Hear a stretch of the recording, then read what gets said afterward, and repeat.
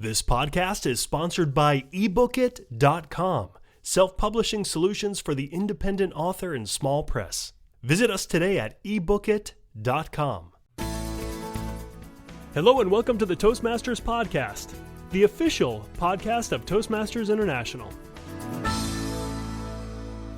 Hello everybody and welcome back to the Toastmasters podcast. My name is Bo Bennett. Unfortunately, my buddy Ryan was not able to make it today, but I am going to continue and press ahead anyway with a great conversation with an old buddy of mine, good friend Vikas Jhingran, the 2007 World Champion of Public Speaking, and also a former member of my district, District 31, up in the Massachusetts, Rhode Island area. Vikas, welcome to the podcast. Well, what a pleasure to be talking to you again. It is very, very nice. No. The pleasure is mine. The pleasure is all mine. So this is really exciting. You've got a new book coming out, and actually, the book is out already? That's right. It was published earlier this year. Okay, so you have a new book out. That's even better than coming out. Why don't, before we talk about the book, let's talk a little bit more about yourself. Vikas, who are you? So I like to call myself as a speaker or author and engineer and somebody who really likes to get complex things done working with a team. So that's really where I get my joy, is where I can work with a team and help achieve great results. Right now, I work for Shell Oil Company. I manage a team of engineers there, a group of about 20 to 25 folks. And apart from that, I do a lot of speaking and just written my book. So that really keeps me busy. On the home front, I have two small kids, and they also take a lot of my time. So life is busy but exciting. Good. That's good. And you've written a book. The book is called Emote. So tell us about the book. What is Emote about? The book is really a very different approach to writing and preparing speeches, but it goes beyond speeches. It's verbal communications in general. Okay. And the way it looks at a speech or verbal communication is a back and forth of information and emotion. And the real key understanding there is that all the information is really made memorable because of the emotions. Mm-hmm. So what it comes down to is a good speaker fundamentally is somebody who has a good understanding of not only their emotions, but also the emotions of their audience, and is able to work with the emotions of their audience. And that skill, at a very fundamental level, defines what a great speaker is about. So this book explains that concept, that approach to speaking, and then helps people understand how they can become better speakers by becoming better at managing emotions or emotional journeys of their audience. Okay, and who did you write this book for? Who did you have in mind as your audience? So my audience was really anybody who speaks verbally, which is almost anybody at all. Okay.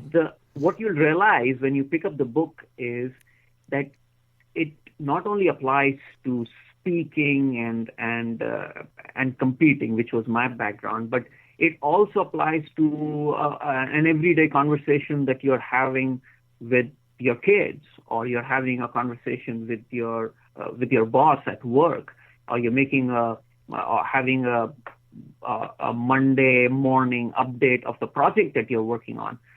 Really, the applications of this, the concept, go far beyond just public speaking. It's a very different way of approaching how you communicate verbally. and it will change the way you write and deliver speeches. Now, when I think about this concept, I would think that the author would be somebody like a social scientist in emotional intelligence, but you are a scientist, but not a social scientist. And I think that this is where you're writing this from a very unique perspective, because you are pretty much one of your target audience members, correct? I mean, or you were somebody who was very scientifically minded and somebody who would not usually use as much emotion in their speaking. So how does where you come from give you an advantage to write this kind of book? You ask a very interesting question, Bo. My background is, I believe, the real reason why I've been able to write this book and kind of lay out this approach. I really do not think that this approach is revolutionary. I think every great speaker does this automatically. What I believe I bring to the table is that because I didn't come from that mindset, my background is so different, I had to really learn how to be able to communicate well verbally. And because of that journey where I really was an ineffective communicator to somebody who now feels comfortable and hopefully does fairly well in verbal communication, because I went through that journey, I'm able to help people understand how they can get there as well. So sometimes you have, or I guess most of the time, you have very, very good speakers who are very intuitive. They just do it. And therefore are not able to teach others how to do it because it's so natural for them. Yeah.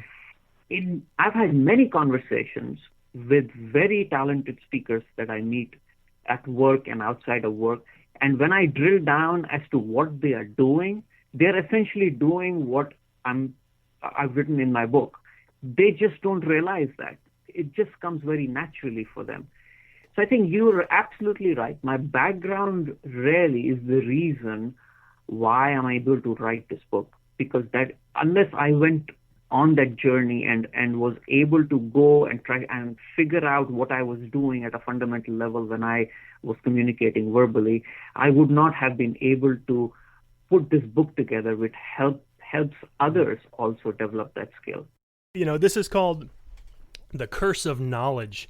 And generally what that means is when you know so much about a topic and you try to explain it to somebody, you tend to miss all of the points that the person doesn't understand or doesn't know because you understand them so well.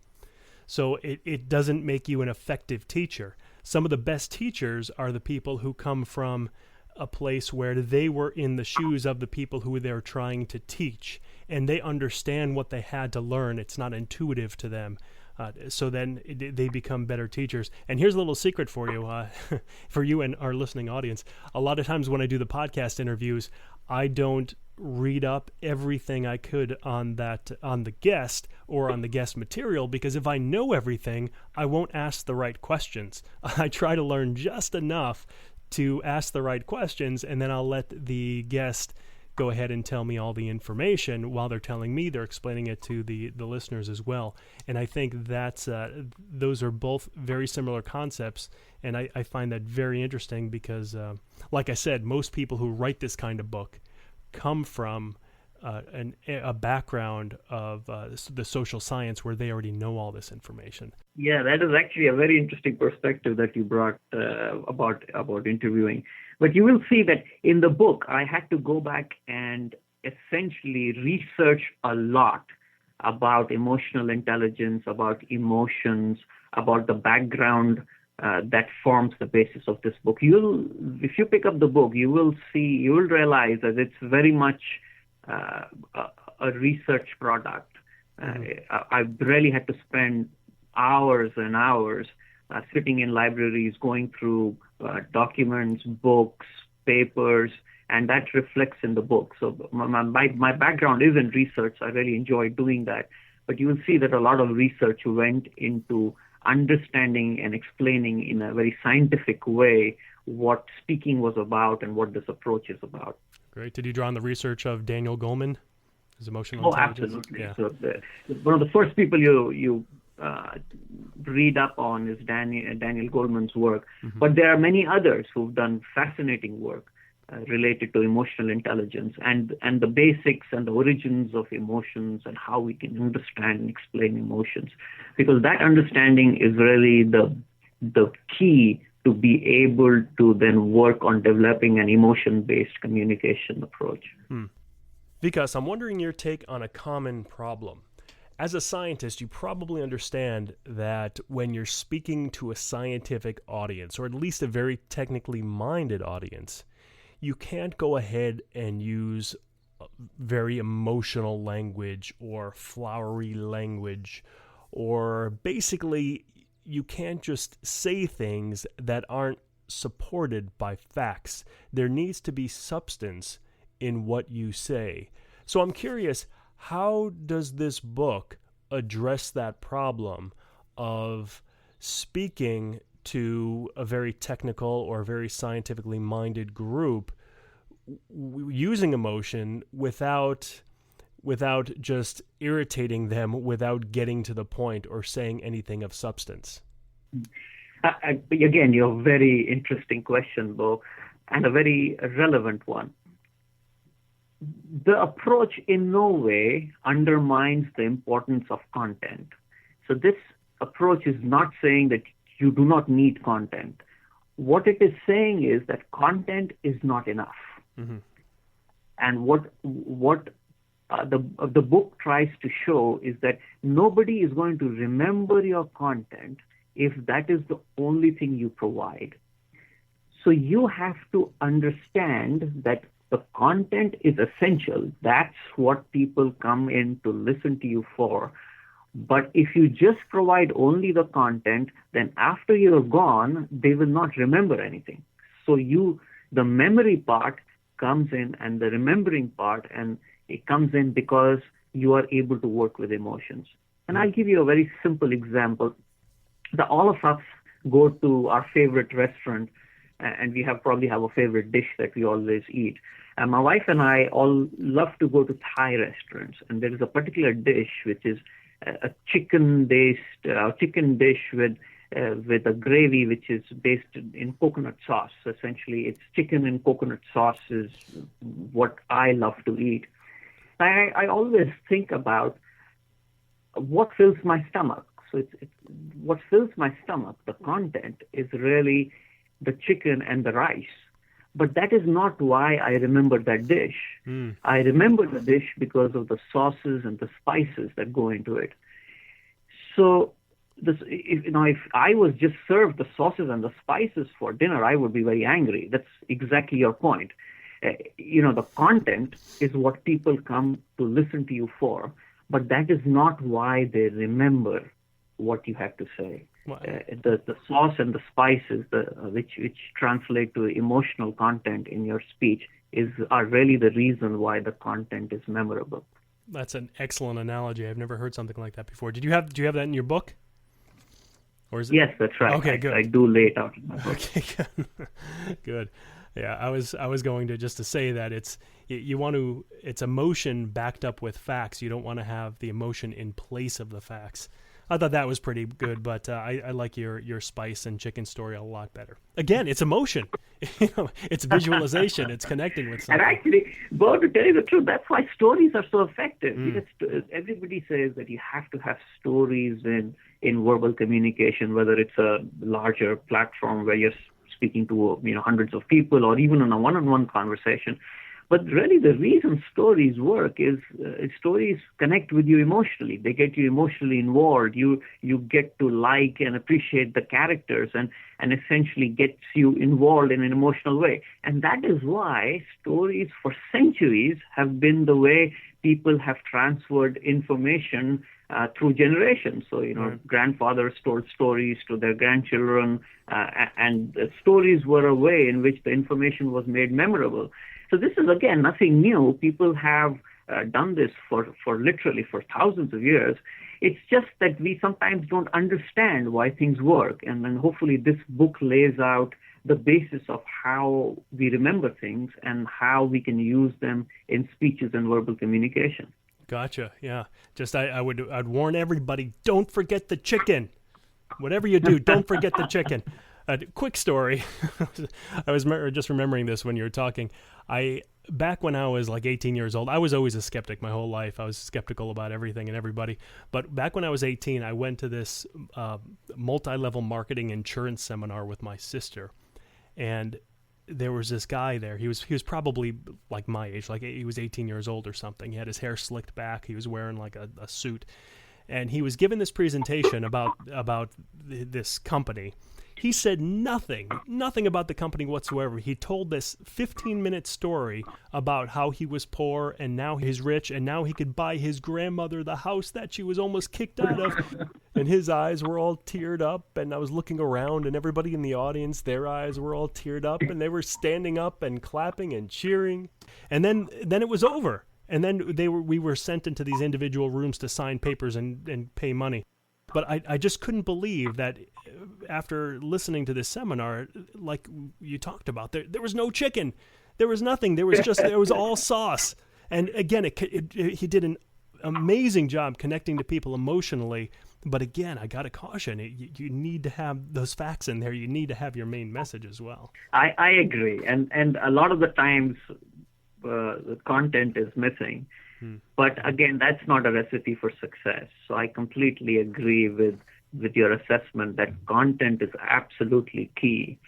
But again, the point is that content is not enough. And I think that's the place where a lot of the researchers and the technical folks get lost, is because there's a lot of content. They've done a lot of work. They've done fantastic research work.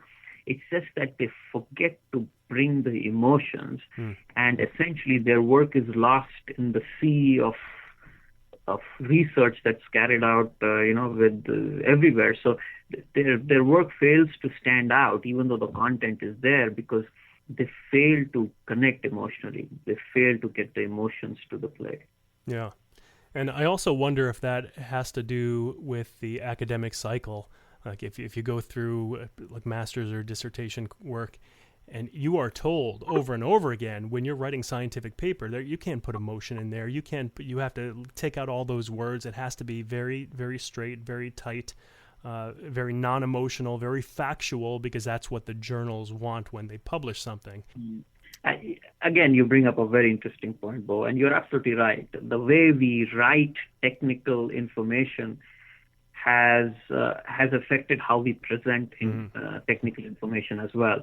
In fact, you will see it's very common to go to a research conference, for instance, and have presentations presented almost exactly like how they were written.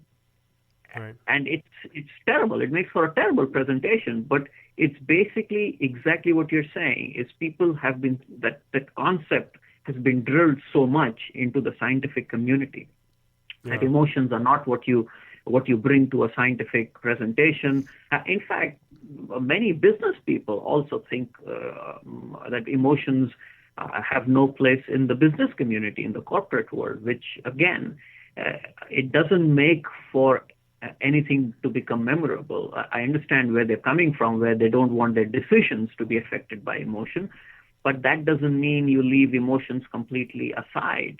What it means is you have to understand what emotions are and be able to make good decisions with emotions around you, rather than trying to leave emotions completely out of the door, which is difficult because we are all emotional beings. It's difficult for humans to be non-emotional. It's very unnatural, and that leads to a lot of all kinds of problems, including a lot of stress. Hear, hear. Good stuff. So, Vikas, where can people pick up this book and when? You said it's on the market now? Yeah, it is on the market now. It's available at Amazon, Barnes & Noble, all the online stores, but also available in bookstores. So I would encourage people who are interested in the topic and would like to understand a completely different way of approaching verbal communications to pick it up, read it, and then send me feedback. I'm actually very interested in hearing stories of of people who've used this in an everyday life without even probably realizing it. So one of the things that I really enjoy in what I do, or the setup that I have right now, is that I work in corporate America and I get to use a lot of the things that I write about on a daily basis. I'm working with teams. I'm motivating them. I'm helping them achieve big things, and all the stuff that I actually write about, I try out in my corporate environment. And those stories are something that really help me understand and perfect things that I'm trying to put out there for others to read and digest. So if people have thoughts, ideas, again, stories that they want to share with me, they can just go to my website and write to me, and I would really like to hear from them. Well, Toastmasters love to give feedback. That's something that we know, so I think you'll be pleased with the amount of response that you get.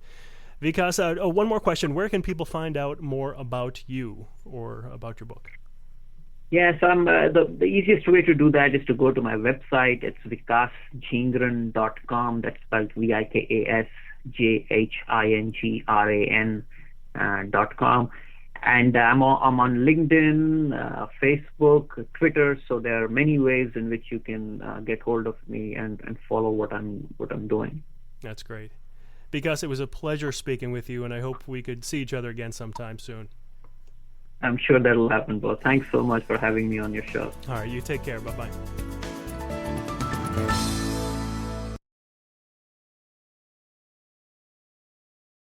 Isn't it about time you published that book you've been thinking about?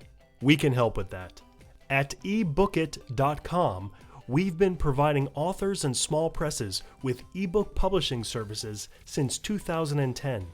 Visit us today at ebookit.com and let us know how we can help you.